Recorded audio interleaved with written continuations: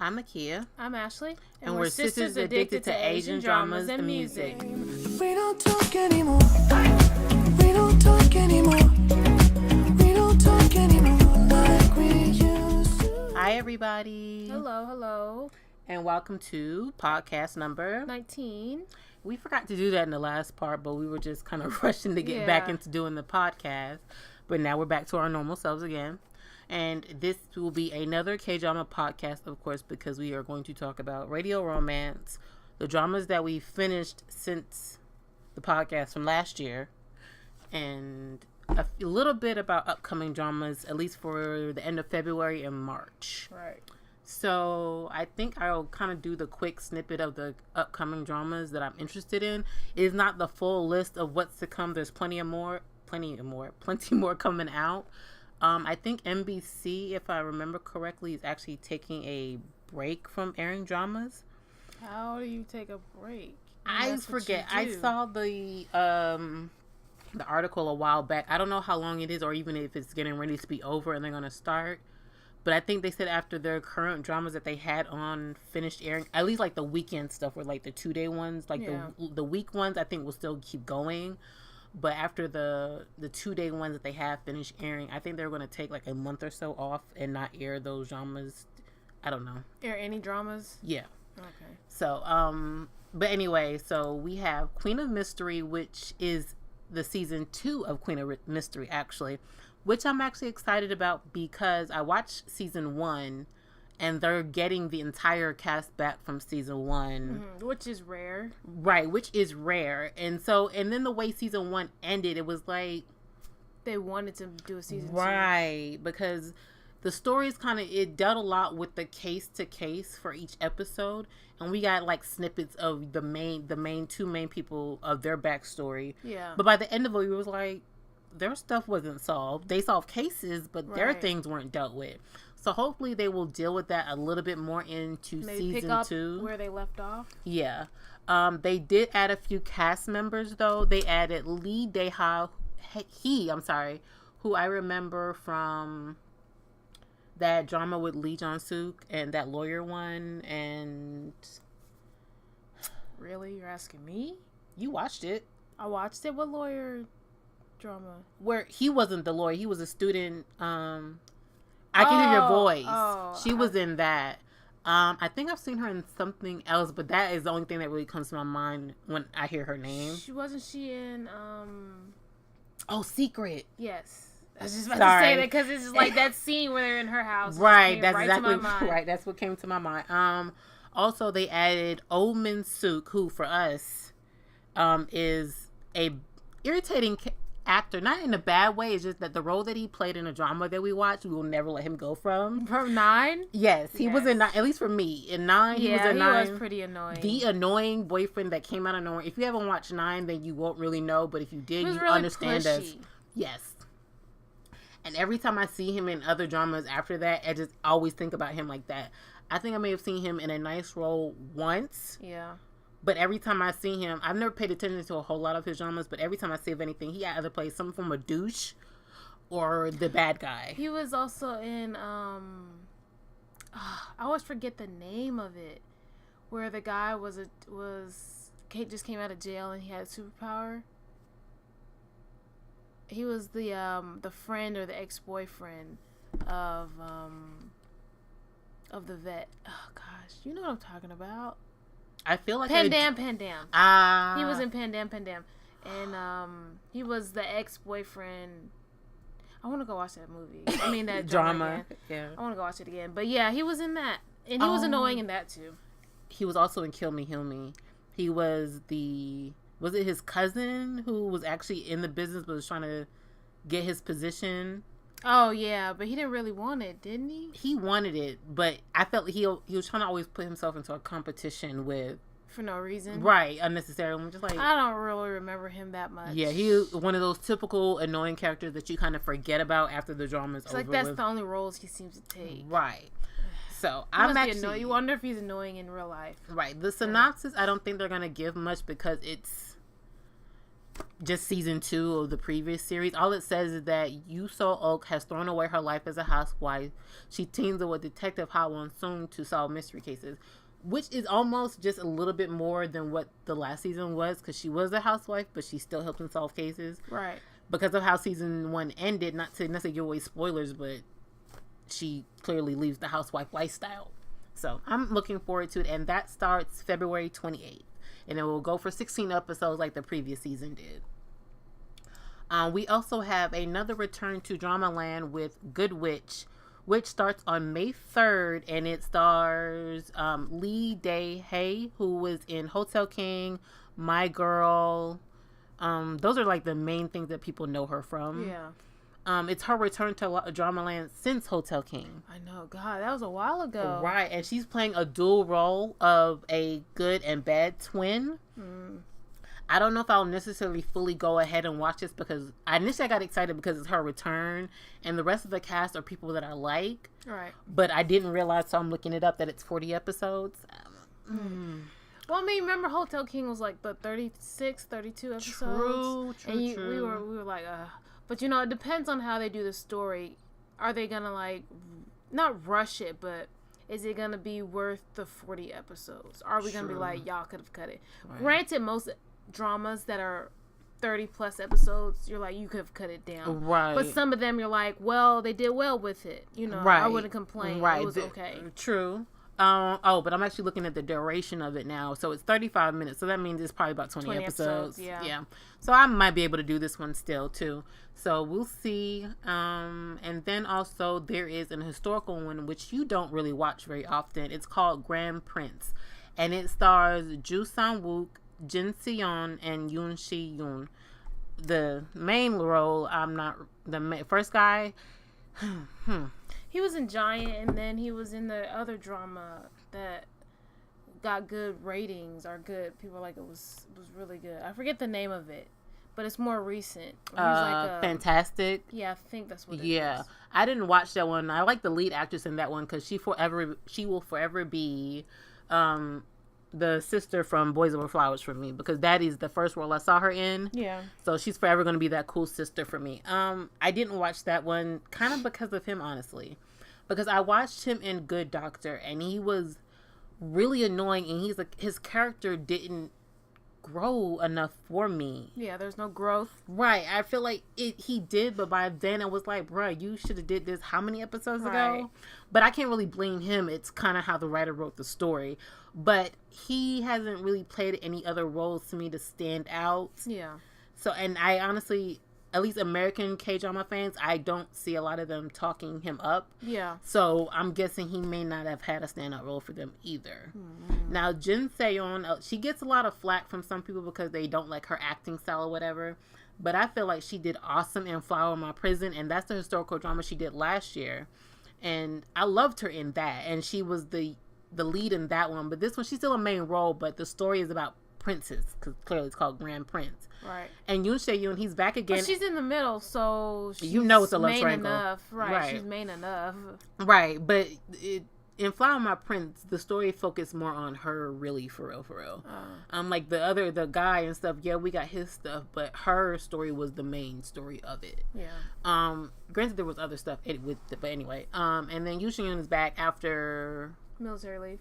No, he did. Remember the historical one last year that everybody was tripping about the age difference? Oh. What was it called? Why? You watched it? I watched it. That's what I'm trying to figure. Why is my brain going blank? Mirror the Witch. There we go. He did that one last year, and he's back for another historical role, which is nice. I guess he's kind of doing them back to back, because I think Mirror the Witch was his first historical role, or major historical role. Yeah. So he's back to do another one, which I'm excited for, because I liked him in Mirror the Witch, and I like Jin Se-yeon, so we'll see. But because it's historical, that means it's going to be some episodes. Like, it's not even saying when it ends at this time. It will air in March 3rd, and it's on TV Chosun, which is a new network, I think, that is kind of putting out stuff. But so I can't use the network background to see if I'm gonna really be like, oh, this is gonna be good. Yeah. Like how I am with TV and knowing anything TVN put out, I'm down for. So we'll see how that one goes. And then we have My Mister, which has IU as in it. So just for the mere fact that she's, I'm like, okay, I'm here for it. She's technically supposed to be credited as her real name and not IU, because she said that before, that that's what she's going to start doing her acting as, by her real name and not by her stage name. Right. So we will see. I don't know too much about this story, but I'm just excited for the mere fact that she's back with another drama. Right. So I mean, I like IU. But why is her name IU? What does it stand for? I never got deep into her. Me neither. And I know that's K-pop, not drama, but still, she's not gonna use a name. I'm trying to figure out. Maybe I should look her up. Yeah, I've looked up her music, but not looked up as the reason why she has a stage name IU. Right. Okay. And this one will start March 21st, and it'll be on TVN. So hey, want me over right there. The drama follows a man in his 40s who has to endure the weight of life burdens. I saw a little teaser clip for it, and it does look like a dark drama, so I'm kind of ready for it a little bit. I think that's what I'm in the mood for now. Yeah. Not romantic comedies, dark dramas. Granted, I love radio romance. Yeah. So, well, that's it for upcoming dramas, at least that I'm interested in. So we will see what's to come as time goes on. Yeah, that's true. So there's a lot of dramas actually coming out in the next few months. I really haven't been following, and it's been almost not quite a year since I've been really following up and coming dramas. Right. Ever since Drama Fever got rid of the PlayStation app. Right. Which is where I used to watch a lot of my dramas, because Drama Fever was on there. And so I could watch it on my TV instead of sitting on, looking at my phone or my tablet. Right. I could watch it on the big screen. And Vicky doesn't have an app, or there's no app for the PlayStation. And that's usually how I watch my my dramas on the big screen, and I enjoy it like that. So I can lay in bed or sit up in a chair and watch it instead of, I don't know. I mean, granted, I can lay in bed with my phone, but it's not the same. You guys know what I mean, right? That's how I feel. I've been spoiled by being able to watch it on my TV now, so it feels weird to go back and watch dramas on my phone, which I've kind of had to do recently because of the two places that I usually watch my dramas aren't getting the ones that I want to watch. Yeah. So, I don't know. I just really haven't been, even before they announced that they were getting rid of it, I really wasn't into dramas. I don't know. It wasn't catching me. And I've been watching different things here and there. Right. But no dramas, really. I haven't finished anything in a while. Right. And I recently finished something, and it was because it was 7 episodes, and it was on Netflix. It's called Love Storm. It's a Taiwanese drama. It's on Netflix. It's called Love Storm, but it's Q series Love of Sandstorm, I think it's called. Love of Sandstorm, and it's a series. Taiwan's doing a lot of these series dramas where not necessarily they're all connected, but they're in a series, like there's some kind of theme behind all of them. Right. And I didn't realize that until today when we were looking it up. Right. But I actually put it in my plan to watch back a while back because Chris Wu is in it. And if you guys don't remember, I really, really love him. His acting, he's Team Terry, right? Yes, he's Terry. Granted, I liked him from then. That was the first thing I ever watched him in. Substitute Princess, which was a terrible drama, but he was really good. I really liked, the story had potential, but I feel like they went a really weird route. And Taiwanese dramas tend to go really weird. You're like, what the fuck? Right. With my first one, and with my first Taiwanese drama, it was like that for me. But at the time, I didn't notice it as being weird because I was new to Taiwanese dramas. Yeah. But when I think back on it now, I'm just like, yeah, you had some stuff that I was like, did we really have to go that route? Yeah, you could have went somewhere else. But I feel like Taiwanese dramas do that in a whole, and it kind of gives them a different flavor than Korean or Chinese dramas, or even, of course, Japanese dramas, because I feel like each country has its own quirk about them that they do, and that's why I enjoy watching different country dramas. Right. But this one was really good, and I initially wanted to watch it for him because I knew it was going to be good because he's in it. Right. But it was way better than I thought too. And it's a family. Mom and dad are having marital issues, and they've been together for 30-something years, I think. Wow. And so, like, I guess everybody's kind of like going through a midlife crisis, like the family midlife crisis. They have 3 kids: a son, the oldest son, Chris Wu, who's got a psychotic girlfriend, and then there's the daughter who's in college, and then a son who's in high school. And everybody has their own problems, and the parents have their own problems. So the problems that the kids have, the parents don't realize because they're having their own issues. Right. But in the end, they all come together and kind of figure out what is what's going on. Kind of, everybody's growing still. Right. That sounds almost like a 50-episode K-drama. Right.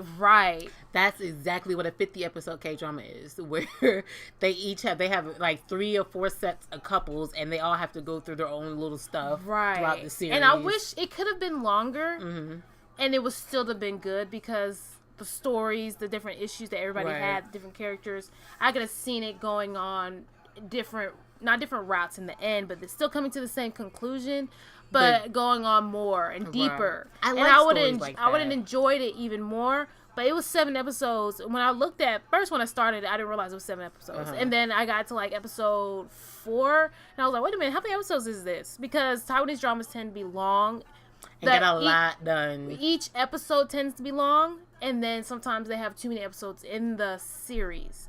But this was only 7 episodes, and I was like, what? 7? Can they really, get everything done? Right. Figure this all out by episode 7, and it was good. It was slightly rushed by the end, but I feel like the problems that they had, the characters were like, let's not drag this out. Right. Let's just nip this in the bud and get this done with. You know what I mean? Right. So, if you guys have Netflix, definitely check it out if you like Taiwanese dramas.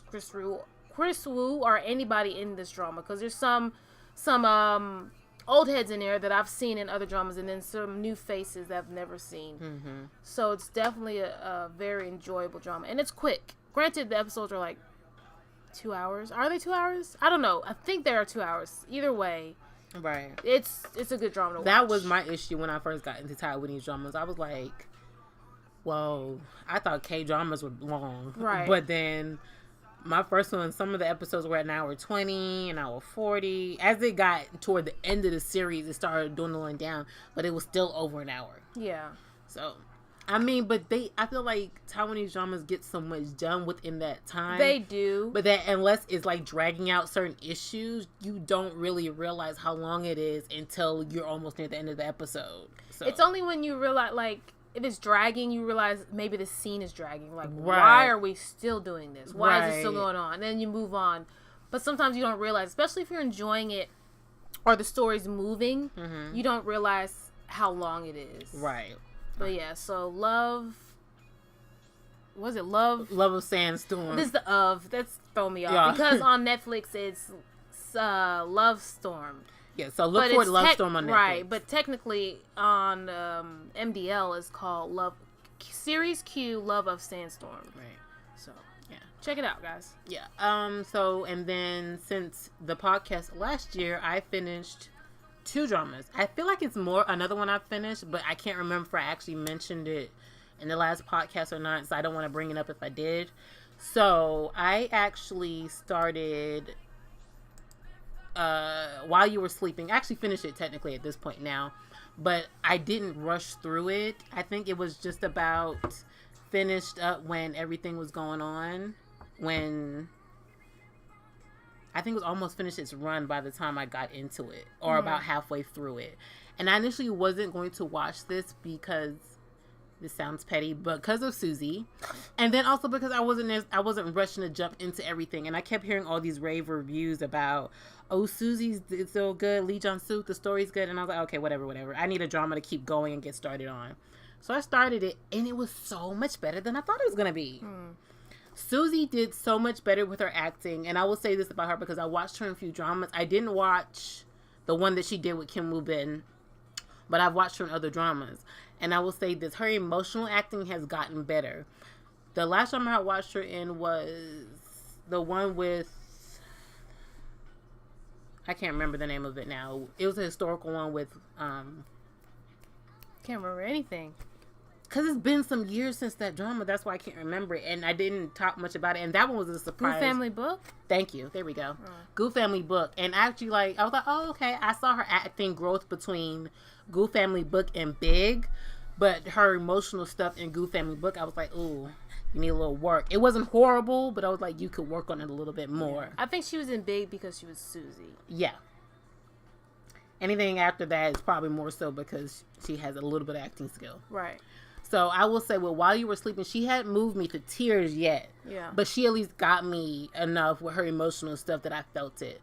But surprisingly, Lee Jong-suk didn't stand out to me in this drama. I actually liked him better in W, which was his previous drama, compared to this one. Oh.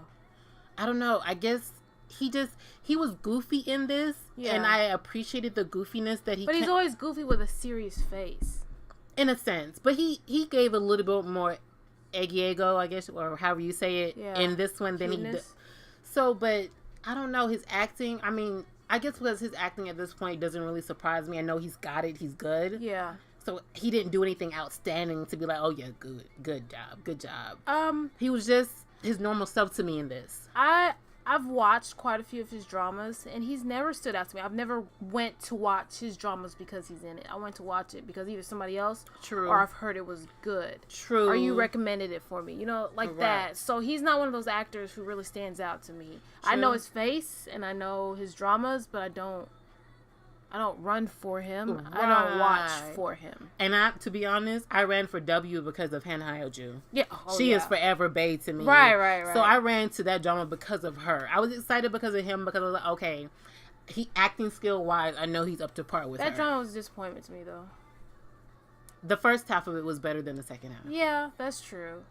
All right, it got a lot of flack, but I feel like it was so much better in the beginning. And that's what I hate. Like, that's why I don't watch a lot of dramas while they're airing now, because I've learned that I get disappointed halfway through, right? And it doesn't live up to the hype, or the writer or the production isn't as good as it was. It caught me in the beginning half, but then it can't keep me, right? And I just finished it because I have a thing with finishing dramas. Now I will drop a drama and I'll just leave it where it is, as is, halfway through an episode and everything. I've kind of gotten to that point, but then also because what I do with my MDL now is just I kind of put everything as watching. Like, I don't put how many episodes I'm watching. Yeah. So that if I don't really feel it, I can just remove it from my list. Yeah. And not really count it as you can do that anyway without having episodes. It's a little OCD about me about that. Okay. But that's just how I do it, because before I felt like if I put it on my list and said I watched at least this in the amount of episodes, I'm like, girl, you started it fully at this point.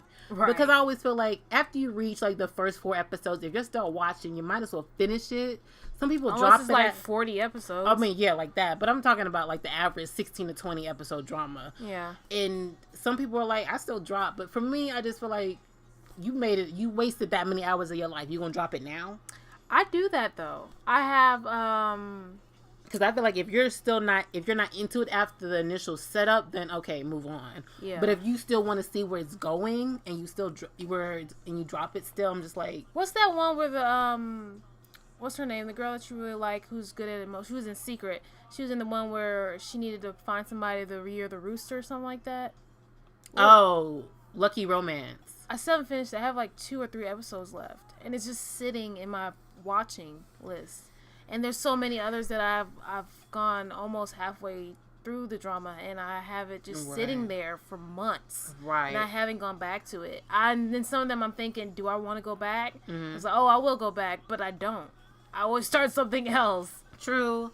I have a bad habit with Lucky Romance, honestly, though, I could probably give you the stuff depending on how many episodes you got left too. I mean, because I'm at the point where I know what's gonna happen, right? And it's that drama is another drama that I probably could have done. I could have done without watching, because it was very cliche. It was, and the story was nice and refreshing. I've never seen that backdrop for a story, but other than that, it was nothing that I really was like, oh, I gotta finish this. Right. What disappointed a lot of people about that drama was because it's based off a webtoon. Oh. And a lot of people said that the webtoon went a whole lot better than how the actual drama went. But that always happens. And I feel like a lot of these webtoons, just like dramas, are basically the same. But they tried to say that a lot of at least the team behind it, I don't know, a lot of them were trying to remind people that this is not, we're not trying to make it exactly like the webtoon. We're just kind of using based off right, instead of like right, loosely based off right, instead of like this is an adaptation of it. Right. So, but I didn't read the webtoon, so I didn't have any qualms to really go and say, well, you could have did this, you could have did that. There was so much cliche and noble idiocy in that drama that kind of irritated me. Yeah. And noble idiocy is such a cliche that I cannot stand. Yeah. So, yeah, but also with webtoons too, I started reading webtoons, but then you have to wait week to week for certain ones, and I already don't like waiting week to week. And just like anime and mangas, I'd rather just watch it instead of reading it. Right. Because I tried to read Cheese in a Trap. Right, so did I, and I got pretty far. But then when the drama started happening with the drama, yeah. I kind of started pulling away from the webtoon because I felt like it was going to hinder my view on the drama because I was hearing how different it was. Yeah, that's true. That's what I do sometimes too, especially like they have a movie made into a drama. I mean, a book, blah blah blah. Right. A book made into a movie or something like that. Right. I usually like to watch the movie first, unless I've already read the book. I have quite a few movies that I've watched, enjoyed, and then I went back and read the book because I heard it was based off a book. Right. I mean, and I enjoy the book still, but you get a little bit more detail. True. And a little more character development and growth and extra characters that they might have not added into the movie or something. Right. So. Yeah, so I mean, I would recommend While You're Sleeping because one, the story is good, the acting is good, and like I said, Suzy did a whole lot better than I thought she would. Lee Jong-suk may stand out to some people, but for me, he didn't because he felt like he did his usual self. But yeah, I would recommend it at least for something to watch. It's a different type of story than we usually get with dramas. I gave it that. Yeah. So then also I watched the recently finished drama that was super popular to, I guess, really the fan base, I guess. Just Between Lovers. I will tell you. Fan base? Yeah, it's because it was JTBC and not everybody watches those dramas. Oh, okay.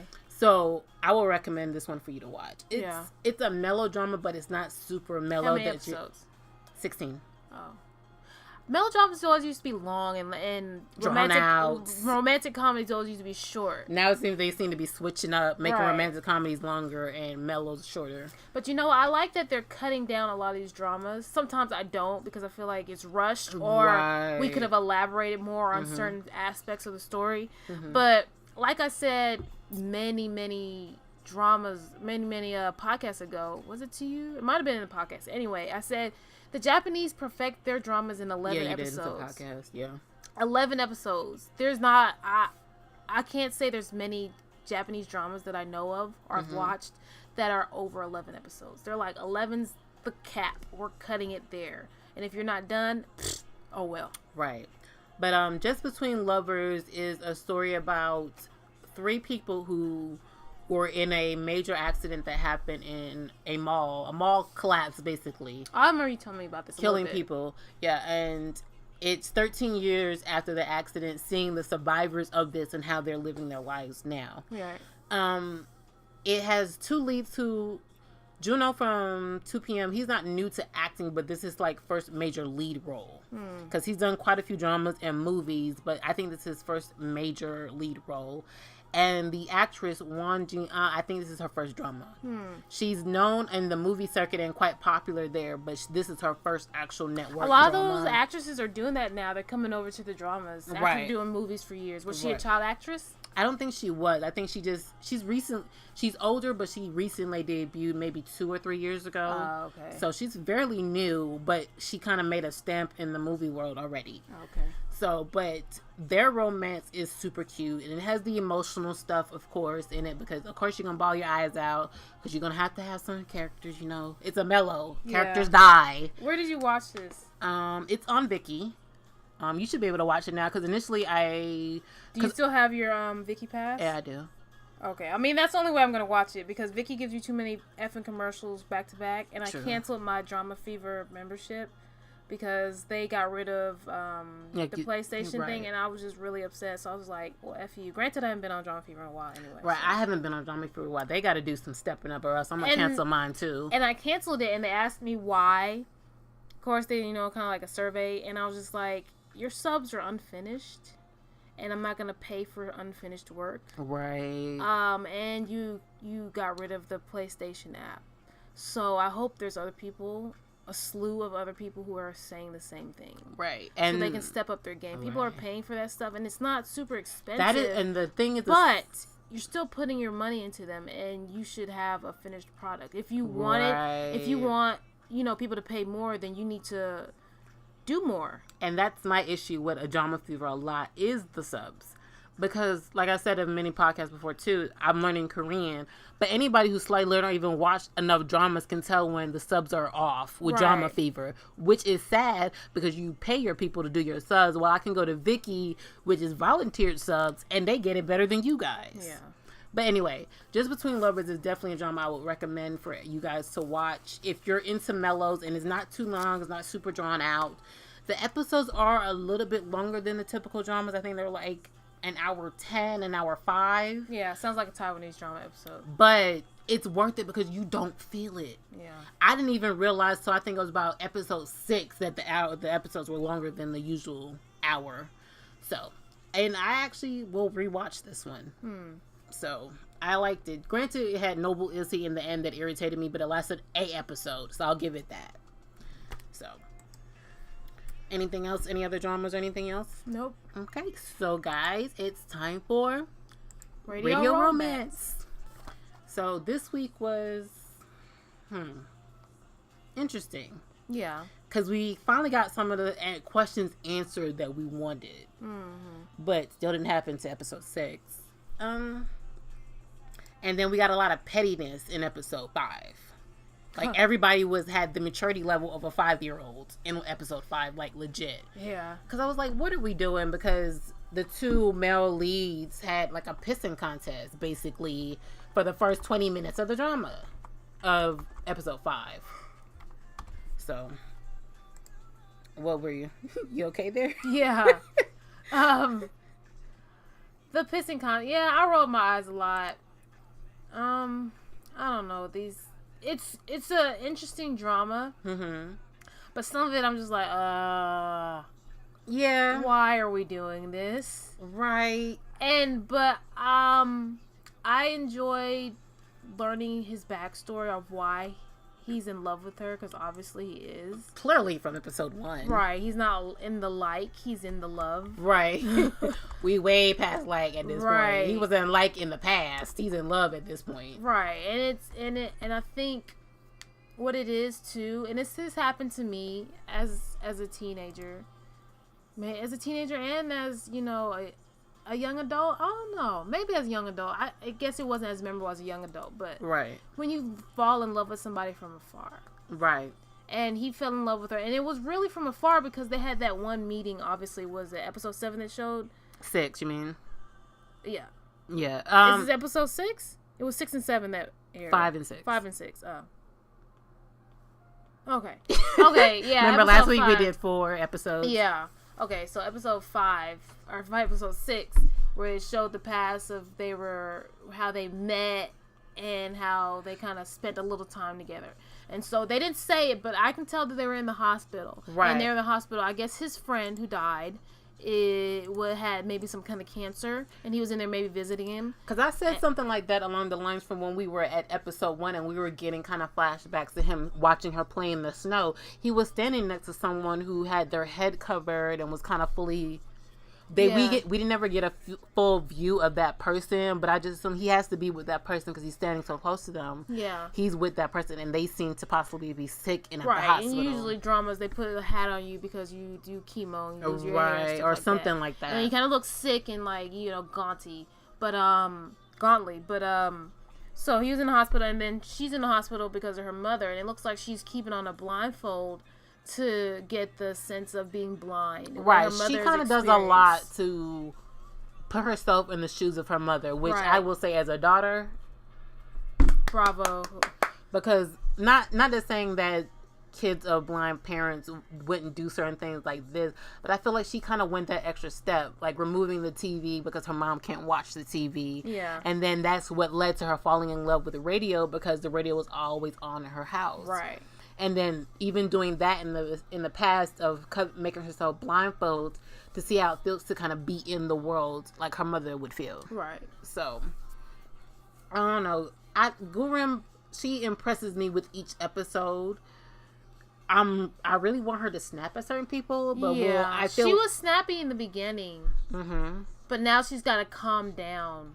I see. She doesn't snap. I guess she chooses her battles to snap. She's just like, whatever. Yeah. Or she's just like, she's so calm about it. Just like, really, guys? Right. Okay, I'm leaving.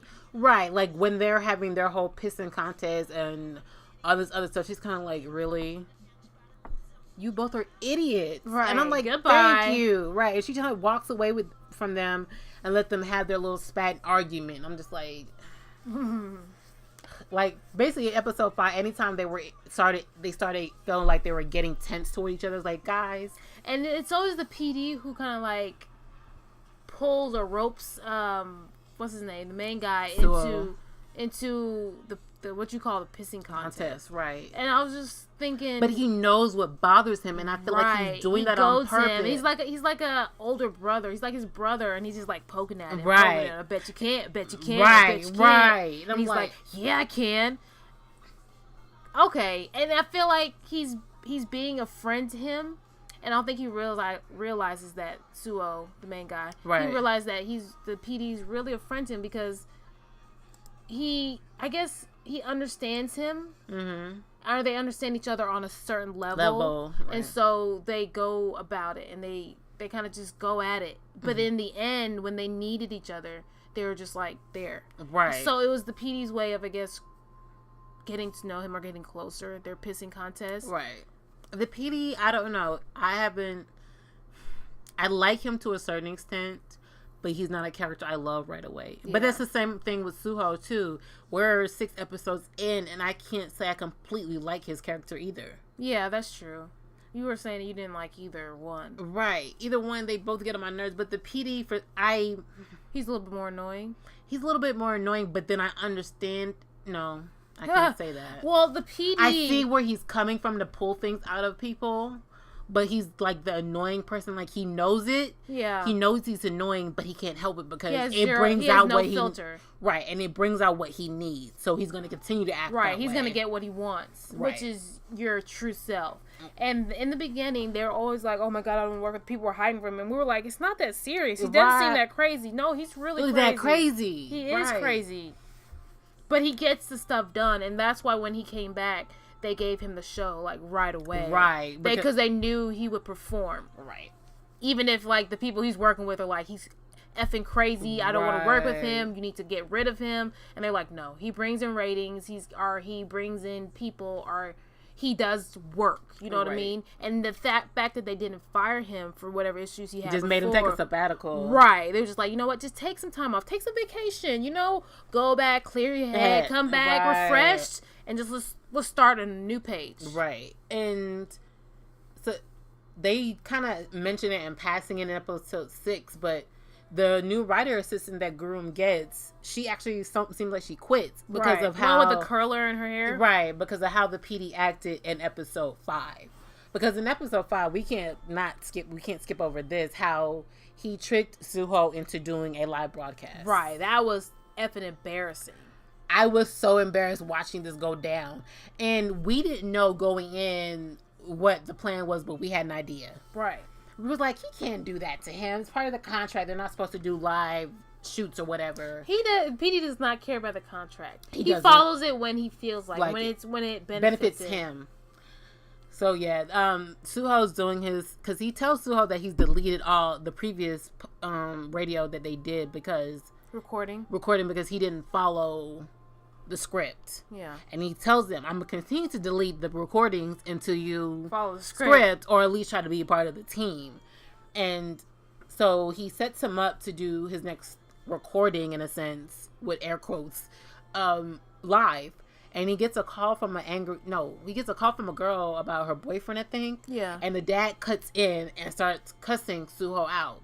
Literally on air. Right. Now what kills me is I'm just like, the PD's sitting there laughing at this because he realizes what's going on, but I'm like, dude, Ajusti's cursing on air. You're not gonna cut him off, right? And so Suho doesn't know how to react. But who would in that situation though?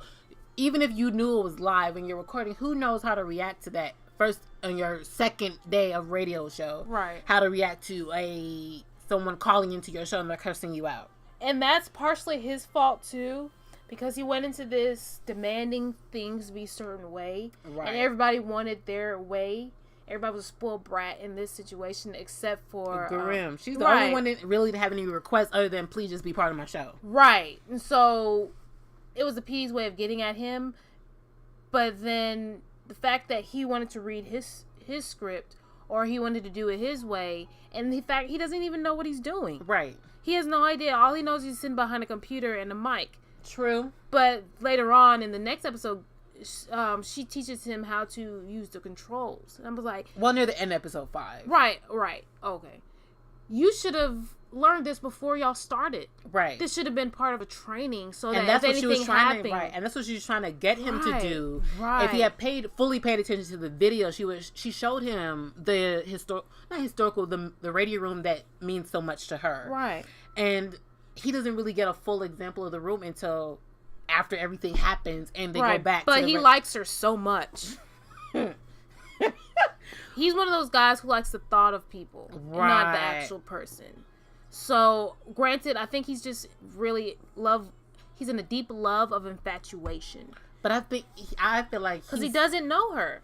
He doesn't know her, but that's the thing, though. I don't think he honestly realizes that he still likes her. What? Because remember we've been saying, like, she don't see the heart eyes, but at this point I feel like he doesn't realize it either. Because yes, we know that she's his past love, whatever love you want interest, because first love, right? But I feel like because he's gotten so stone cold now, he doesn't realize that he still feels that same way for her because then he's a child. Because that's the thing, he automatically reacts anytime someone does anything to her without even thinking. Anything else he does is kind of calculating, like, what will benefit him or not get him into trouble with his mama. But when it comes to her, he just automatically reacts. He is a child, and he needs a lot of growth. I hope the PD does, too. He does, but I feel like the PD knows exactly what he's doing. True. And why he's doing it. But and I think the PD knows that Suo doesn't know. Right. So it's like he's picking at his ignorance of things, and it's just like, come on, because I feel like he's too smart for that. Right? Because in the last podcast we were saying that the way episode 4 ended, there were hints that the PD may like Grimm, right? But the way episode 5 and 6 went, it may not be the case, right? I didn't get that feeling again, right? Especially how it continued the scene of how episode 4 ended into 5. I thought it was a love stare, but it wasn't. Yeah. I think he felt sorry for her because he knew how much she had worked right. and how much she enjoyed or loved her passion for the radio. Right. And then all of a sudden, it was a smack in the face. And the fact that she walked up, I'm still pissed about that. She walked up to him and she was so calm. It was just like, right. You could have at least read the script. Right. Did you even read it? And I would have been like, she should have been cussing, pointing her finger, shaking her head. Right. Giving him a side view and everything. But she didn't. And I applaud her for that. Right. Because if she didn't, he probably would have, that's probably what he wanted. And then he asked her, like, aren't you disrespected? Don't you feel disrespected? Or something like that. Was it episode 5 or 6 that he asked her that? It may have been no, because they didn't talk a whole lot in 5. It might have been 6. Yeah, he was like, don't you feel disrespected or something like that? Because I didn't read your script or I didn't follow your script or something to that extent. And she had just like a calm, she just like, well, it is what it is. I just hope one day somebody will. And she's like, and she kind of keeps putting that, she's like, I know I don't have the best skills, so I'm not expecting you to at least to accept it or anything like that, accept my script. Because I know I don't, quote unquote, have that talent or that clout or whatever behind me. Right. So it's kind of that thing. I don't know. But there are some characters in this drama that we mainly see in episode 5, not a whole lot in 6, that I'm like, I don't know. This is why I said episode 5 was a lot of 5-year-olds, because the other writer and PD from the other team they're supposed to be competing against. Right. We know that the writer is getting sponsored by his mom to get Gurren fired or whatever to end the radio show. Which I'm trying to figure out why she believes just because she's going to get Gurren fired that this radio show is going to end. Right, because there's no other writers. Right, but calm down. But I think PD won't bring anybody else in. Because at first I thought she was just trying to get rid of Gurren, but she really just wants the show to end so Suho won't have anything to do outside of what she wants for him to do. Right.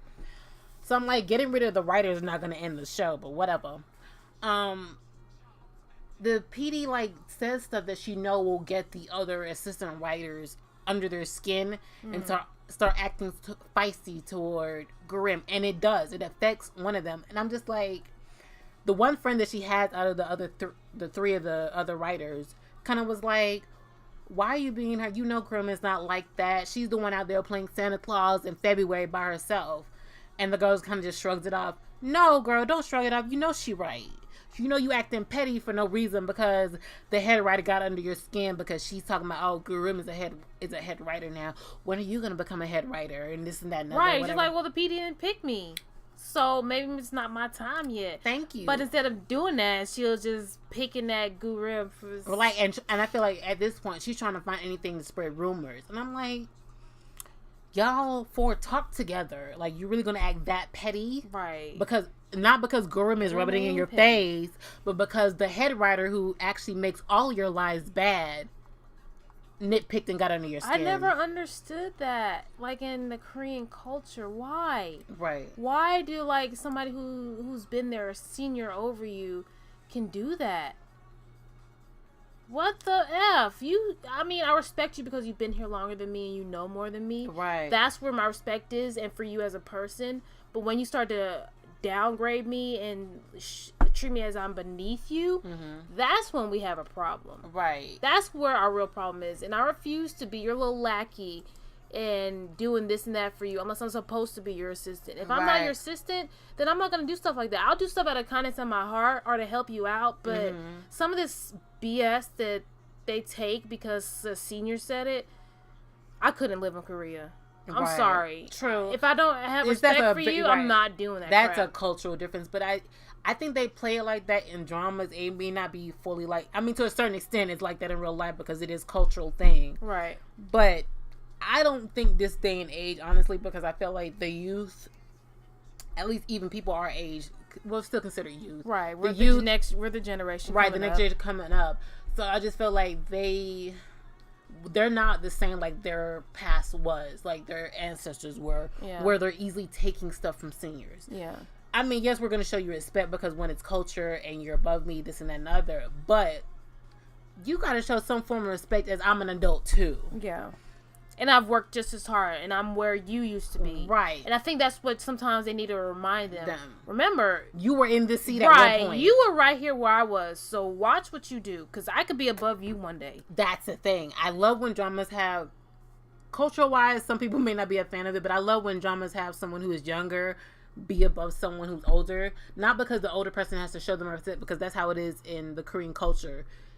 In the workplace, position trumps age. Right. So if the person may be younger than you, even by 20 years, but if they have a higher position than you, you got to show them respect because they have that. At least in the workplace, you got to. So I feel like don't let it get to your head because you're a hair writer now. She could be one too, and she could tell you just because I'm there with you now.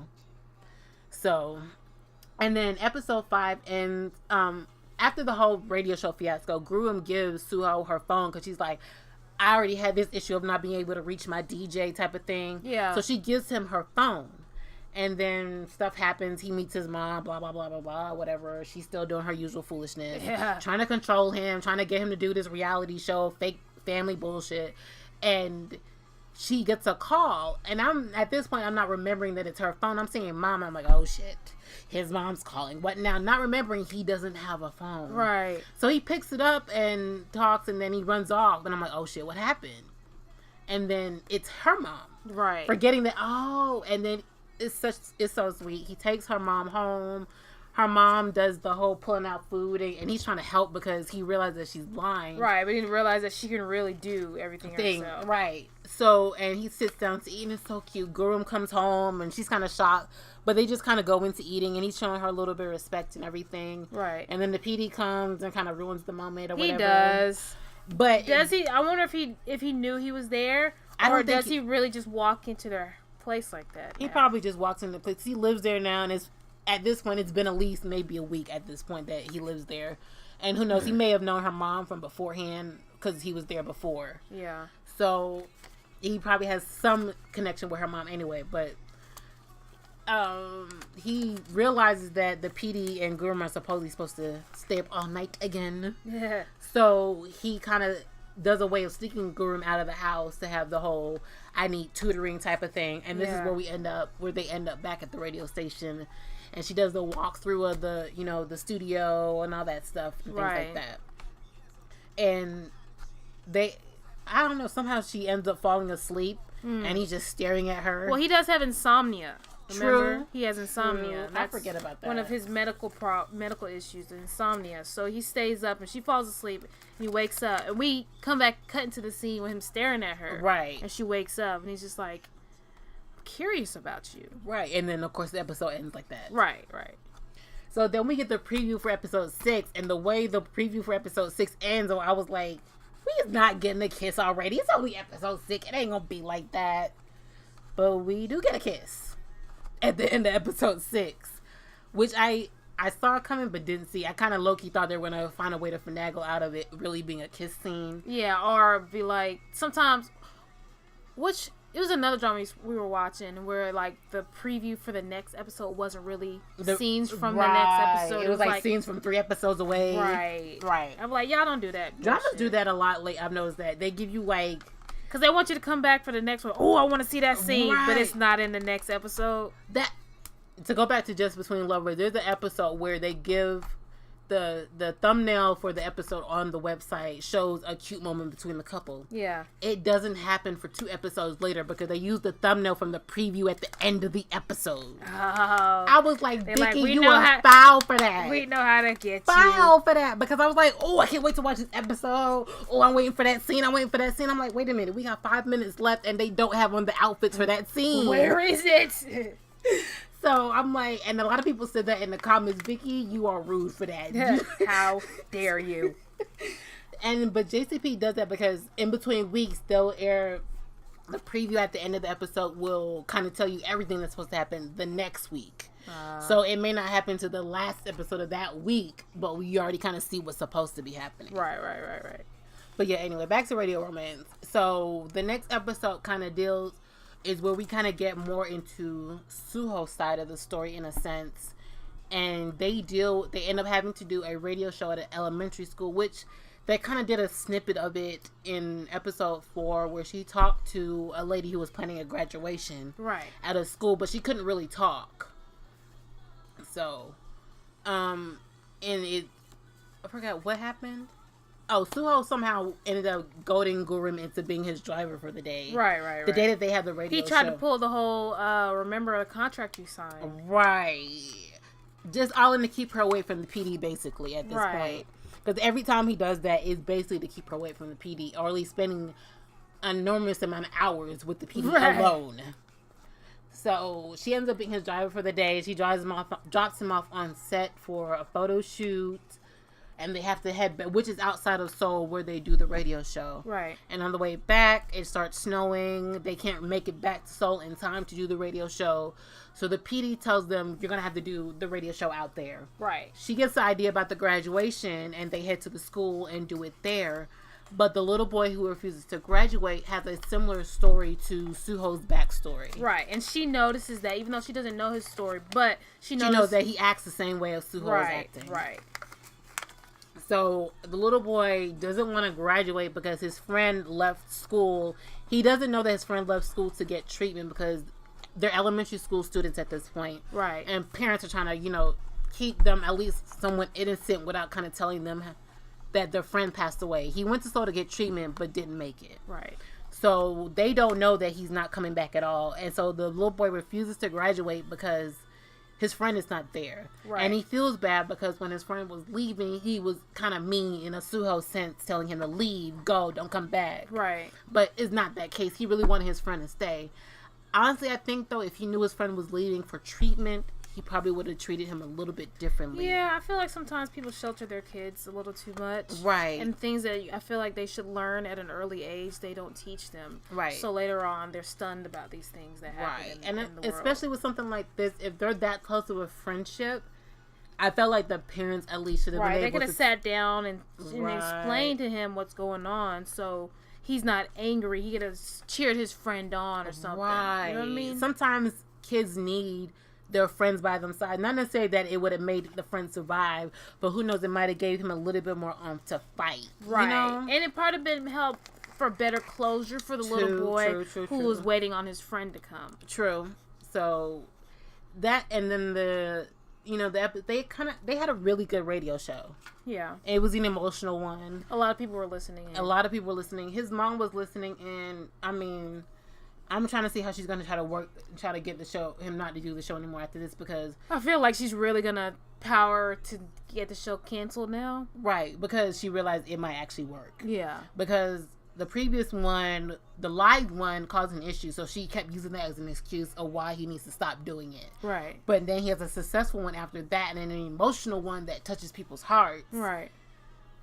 You want to do some serious stuff, though. Right. Bringing sick kids, and you get everybody crying and boo-hooing and listening. Because even when they had the kids singing one of the songs at the end of the radio show, and then it pans into the other writer in PD, and the other writer screams because she knows this is a hit show right now. Yeah, this is a hit. And then the PD is in the back.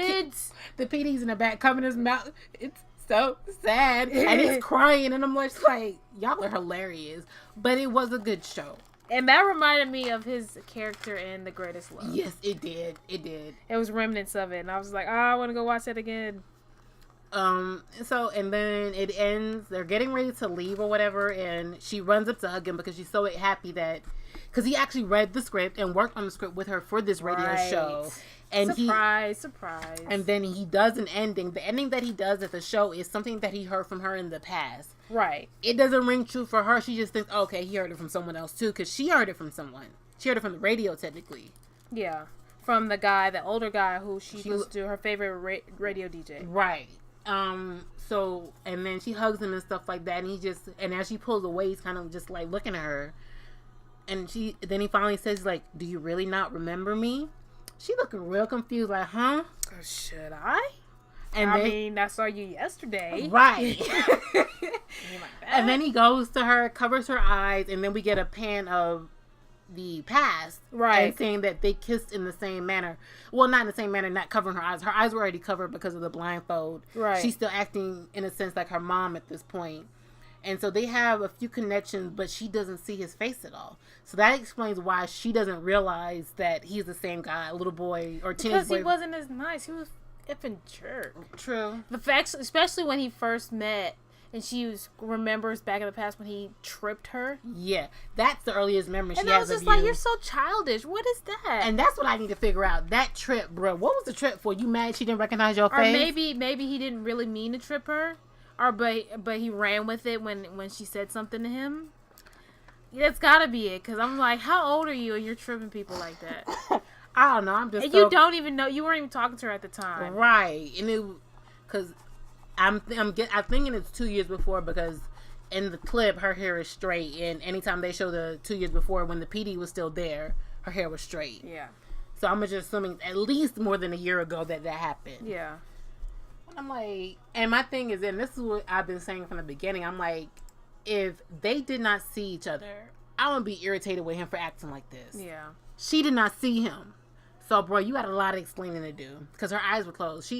Your voice is not going to be the same because you're a teenager. You went through puberty after that. Right. Granted, you already started it at this point. But I guess he's like, you don't even remember, like, I guess that time we had together, I don't remind you of anybody. You were nicer back then? Yeah, that's what I just said, but right. I mean, I guess he was hoping for it, and it was probably all because he was hoping that she would remember him, even though he remembers her completely. Right. I just feel like there's a reason why you remember her completely, because you're more in her sight. She just knows you from voice and a few moments here and there in the hospital. Yeah. Not, she had more impact on your life back then than you did. Yeah.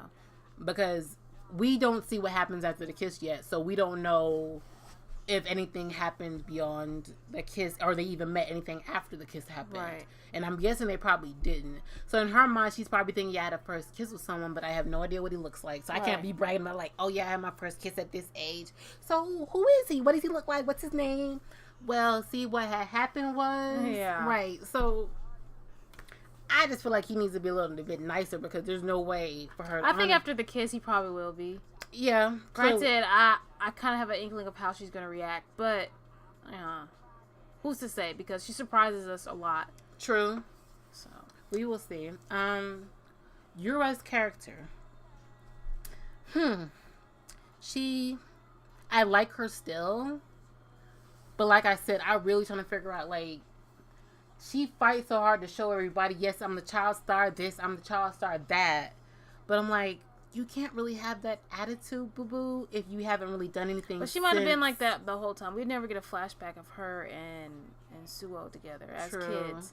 Obviously, she knows they acted together, but I wonder how close or how well they knew each other back then. Or did they stay in touch? I mean, it's clear that she knows family secrets. Right, and I feel like she might know a family secret because she might have stalked just to find out secrets, so she has something on them.